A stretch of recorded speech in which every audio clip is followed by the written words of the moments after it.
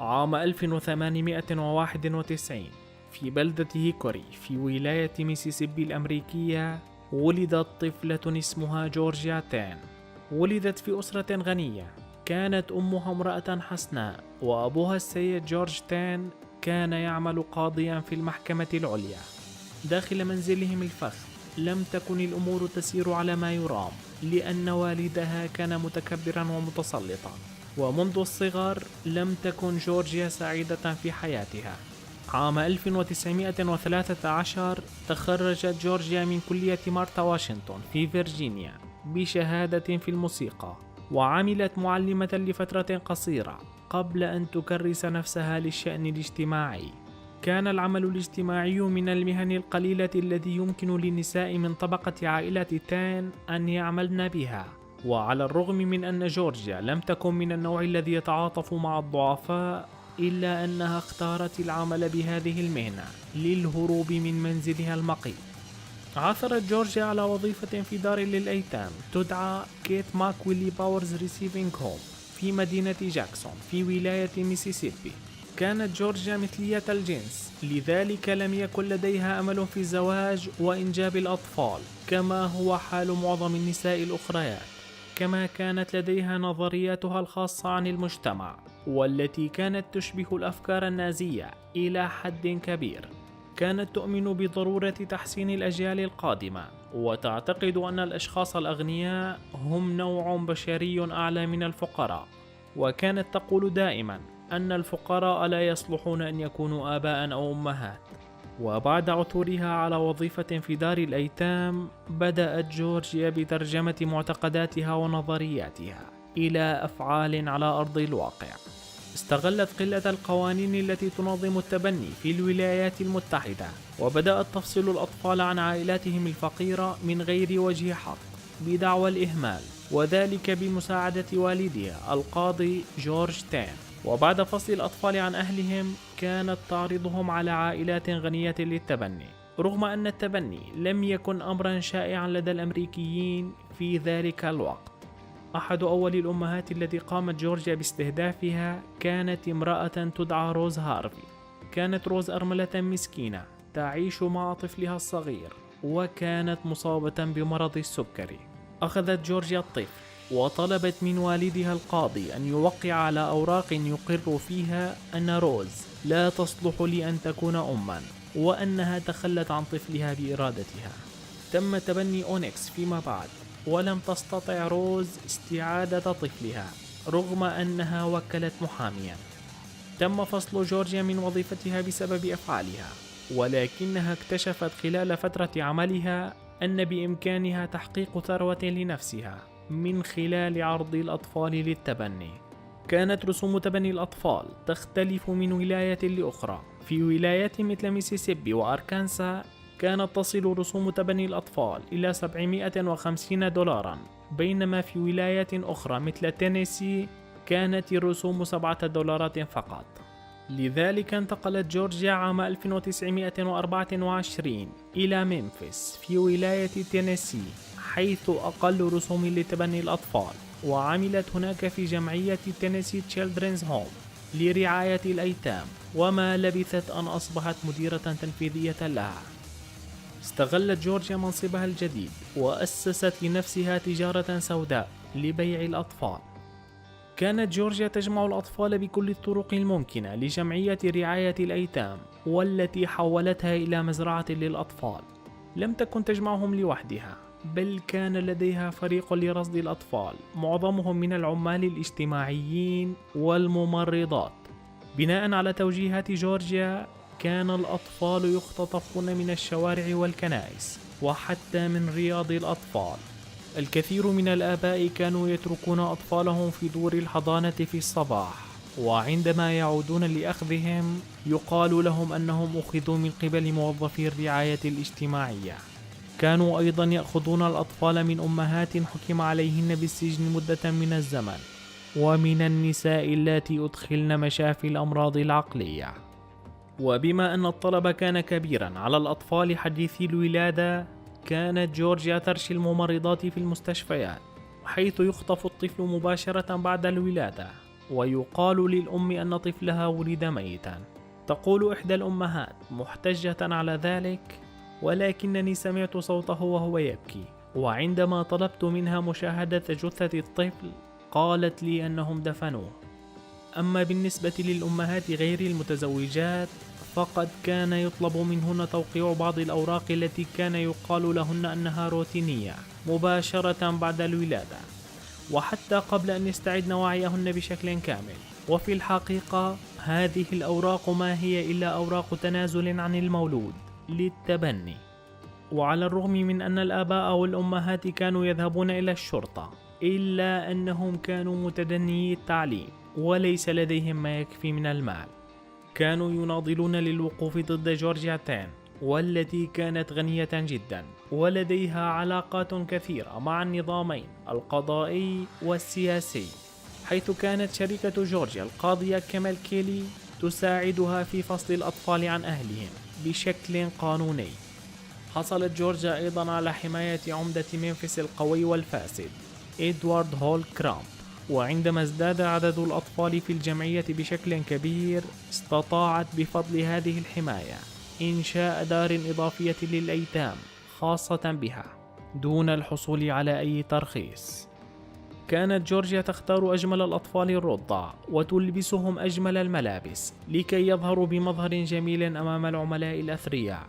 أما الأطفال الأكبر سنا فقد كانوا يعلمون كل واحد منهم أن يجلس في حضن العميل ويناديه بابا لكي يتعاطف مع الطفل ويتبناه. لم تقف الأمور عند هذا الحد، فقد طورت جورجيا استراتيجيات للتسويق وخصصت ميزانية للإعلانات في الصحف لتغري العائلات بفكرة التبني. في أحد الإعلانات التي نشرتها قبيل عيد الميلاد وضعت صورة ل3 أطفال بإطلالة جميلة، وكتب في الأعلى: إنهم يريدون أن يكونوا هديتك في عيد الميلاد. وفي إعلان آخر صورة لطفل يحمل كرة، وكتب فوق الصورة: يريد جورج أن يلعب الكاتش ولكنه يحتاج لأب ليكمل الفريق. قامت جورجيا أيضا بتزوير شهادات ميلاد للأطفال، واختارت لهم أسماء عائلات مرموقة لكي تجعلهم أكثر جاذبية في نظر الأسر الراغبة في التبني، ولكي لا يستطيع الأهل الحقيقيون العثور على أطفالهم. لم يكن لدى الأسر التي تبنت الأطفال علم بأنهم مختطفون من أهلهم الحقيقيين. كانوا يعتقدون أن كل شيء يسير بشكل قانوني. كانت جورجيا تبيع الأطفال إلى الولايات الأخرى التي كانت رسوم التبني فيها مرتفعة، ولكي يكون الأطفال أبعد ما يمكن عن أهلهم الحقيقيين. وكانت تساعدها في ذلك عشيقتها وشريكتها المثلية آن آتوود هولينسوورث. كان الأطفال الأكثر جاذبية يباعون إلى العائلات الغنية، فقد كانت جورجيا تأخذ من الأزواج الأغنياء ما يقدر ب100,000 جنيه استرليني حسب قيمة العملة في وقتنا الحالي مقابل الطفل الواحد، حتى أن جورجيا باعت أطفالا لنجوم من هوليوود ومشاهير مثل الممثلة جون كرافورد التي تبنت التوأمين كاثي وسيندي، كما تبنى الممثل ديك باول وزوجته جون أليسون طفلة من جمعية جورجيا أيضا. وكذلك فعلت كل من الممثلات لانا تيرنر وميري بيكفورد وحاكم ولاية نيويورك هيربرت ليمان، حتى أن المصارع المحترف ريك فلير المولود في ممفيس عام 1949 صرح بأنه كان أحد ضحايا جورجيا تان. كانت بعض الأسر تتبنى الأطفال بغرض تشغيلهم كأيد عاملة في المزارع أو كخدم في البيوت، كما كان الكثير من الأطفال يهملون من قبل عائلاتهم الجديدة ويتعرضون للضرب. أما الأطفال غير المرغوب بهم للتبني فقد كانت جورجيا تتخلص منهم إما بالإهمال أو التجويع. خلال فترة عملها كمديرة تنفيذية لجمعية تينيسي تشيلدرنز هوم، كان معدل وفيات الأطفال في ولاية تينيسي أعلى بكثير من أي مكان آخر في الولايات المتحدة. في عام 1945 تسبب مرض الدوسنتاريا في وفاة ما بين 40 إلى 50 طفلا في الجمعية خلال 4 أشهر فقط. العدد الإجمالي لضحايا الإهمال في الجمعية قدر ب500 طفل.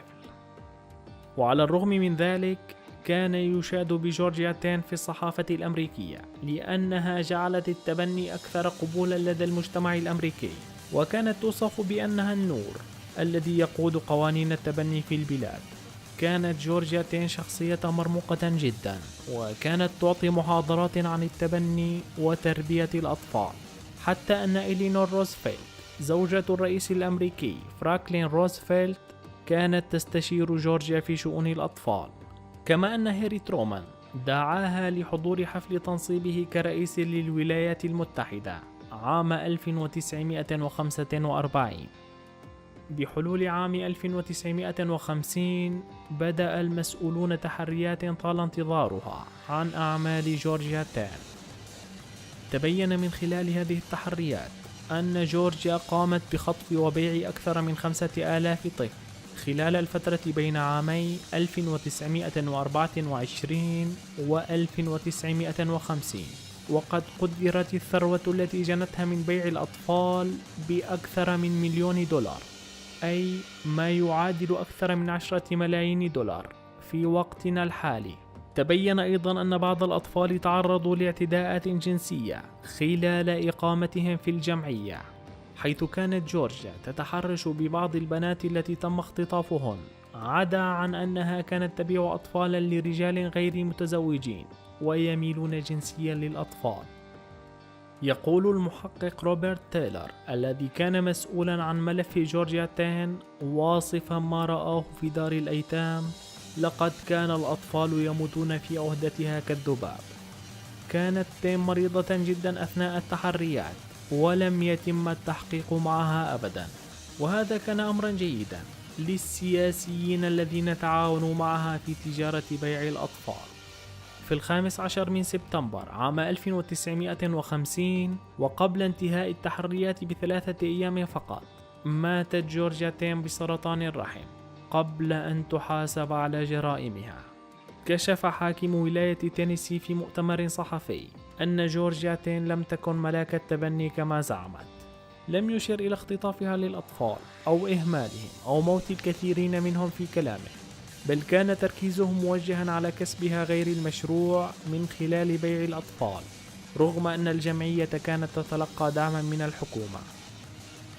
استقالت القاضية كيميل كيلي التي كانت تساعد جورجيا ولم تتم مقاضاتها، وتوفيت عام 1954.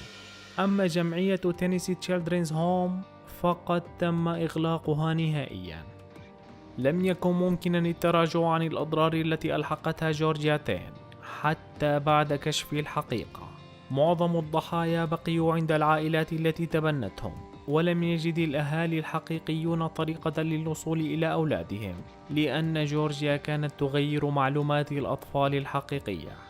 عدد قليل من العائلات تم شملهم فيما بعد، لأن عمليات البحث كانت بالغة الصعوبة، حيث كانت المعطيات الوحيدة المتوفرة مكان وتاريخ فقد الأم لطفلها. تقول إحدى الأمهات التي اجتمعت بابنتها بعد أكثر من 44 عاما: الشخص الذي فقد طفلا بهذه الطريقة هو الوحيد الذي يمكنه أن يعرف كم هو أمر مريع.